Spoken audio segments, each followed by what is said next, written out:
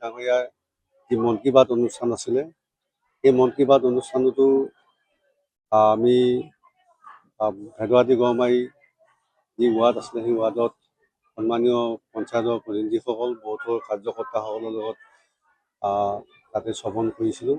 আৰু সেই মন কী বাত অনুষ্ঠানত যশস্বী প্ৰধানমন্ত্ৰীগৰাকীয়ে সমগ্ৰ ভাৰতবৰ্ষক উদ্দেশ্যি যিখিনি কথা কৈছে, ই অতিকৈ সৰ্বাংগ সুন্দৰ কথা কৈছে। যিখিনি কথাৰ জৰিয়তে ডিজিটেল ইণ্ডিয়াৰ পৰা আদি কৰি লোকেল ফৰ ভোকেল এই সকলোবিলাক দিশ সামৰি আমাৰ দৰিদ্ৰ জনসাধাৰণৰ উদ্দেশ্যি তেখেতে যিখিনি কথা অৱতাৰণা কৰিছে, অতিকৈ সুন্দৰ কথা কৈছে। গতিকে আজি এই অনুষ্ঠান ভাগত মই নিজে উপস্থিত আছিলোঁ ভেদুৱাটি গড়মাৰি বৌঠত। তাৰপিছতেই আহি গছবাৰী দলৈচুবাত কেইবাটাও অনুষ্ঠান, বিশেষকৈ দলৈচুবাত এটা সৰস্বতী মন্দিৰ আছিলে, এই সৰস্বতী মন্দিৰটো আধাশিলা কৰিলোঁ। সৰস্বতী মন্দিৰ বুলি কোৱাৰ লগে লগে মৰিগাঁও জিলাত সৰস্বতী মন্দিৰ একেবাৰে নাই। গতিকে মই অহা যোৱা কৰোঁতে দেখা পাইছিলোঁ যে এটা সৰুকৈ এটা মণিকূট গৃহ বনাই থৈছিলে।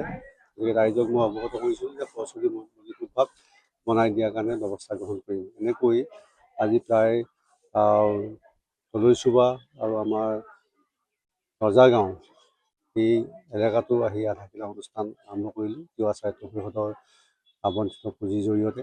গতিকে দেখিবলৈ পাইছে আপোনালোকে সমগ্ৰ মধ্য অসমৰ বিভিন্ন প্ৰান্তত যিমানবিলাক তিৱা সাহিত্য পৰিষদৰ সমষ্টি আছে, সকলোবিলাক সমষ্টিতেই এই আধাশিলাবিলাক চলি আছে।